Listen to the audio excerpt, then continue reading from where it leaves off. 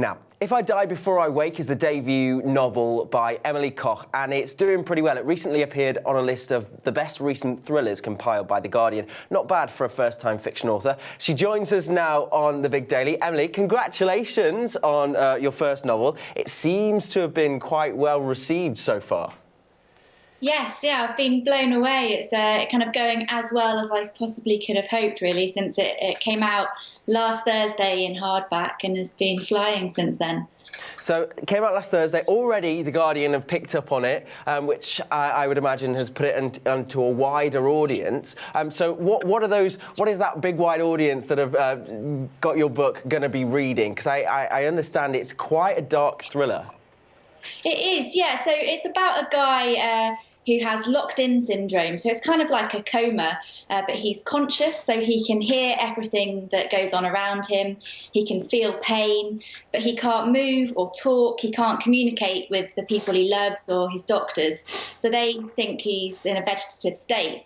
And if that's not bad enough, he realises through the people that visit him and what they say, he realises that the accident that put him in hospital wasn't an accident at all, and that someone tried to kill him. So that's it in a nutshell. So it's a lot about the kind of terrifying condition that he's in. He likens it to being buried alive. So yeah, it does sound quite bleak, but it's also, I hope, a little bit upbeat as well. It kind of makes you realise that you've got to kind of grasp things while you've got a chance. You know, life is short and you should do the things you want to do. So how much research did you actually have to do? Because locked-in syndrome is a real thing. People actually go through this sort of stuff. So where did you sort of find out what it would actually be like for your main character? So amazingly, a lot of people who've had locked-in or who have locked-in currently have managed to write accounts. So some people manage to emerge from it. There's different kind of levels, seriousnesses of it.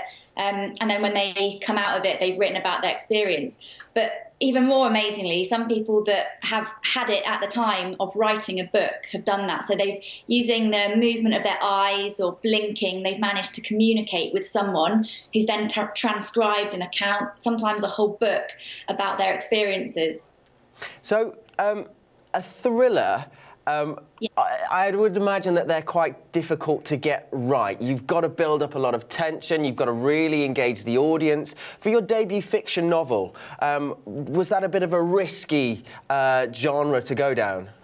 Oh, there was a lot of things that I probably shouldn't have done, given it was my first book. Choosing someone that's confined to a hospital bed and can't move, and you're trying to get him to solve his own attempted murder. If I'd kind of sat someone down who knew what they were doing at the start, they would have said, no, what on earth are you doing? But I didn't know what I was doing at the start, so I just wanted to give it a go. And over the course of about 18 drafts, it's taken a lot of reworking. We kind of got to a point where it was good enough to go out. So yeah, in answer to your question, it probably was a slightly tricky thing to do. But if you don't know that, then just give it a go. Was it quite enjoyable to write? Because I'd imagine that you got quite into the story that you were telling, and as it was unfolding in your head, that must have been quite an enjoyable process. Oh yeah, I loved it. You kind of really get to know your characters and really like your characters. And I kind of had a feeling about how, if I did manage to get it published, what really gave me a buzz was thinking how it would be received. I really enjoyed that feeling of thinking, okay, one day someone might read this, and that really spurred me on as well. Well, it must have been an amazing feeling when you did finally get it published by a pretty big publisher to boot. So where can people get hold of If I Die Before I Wake?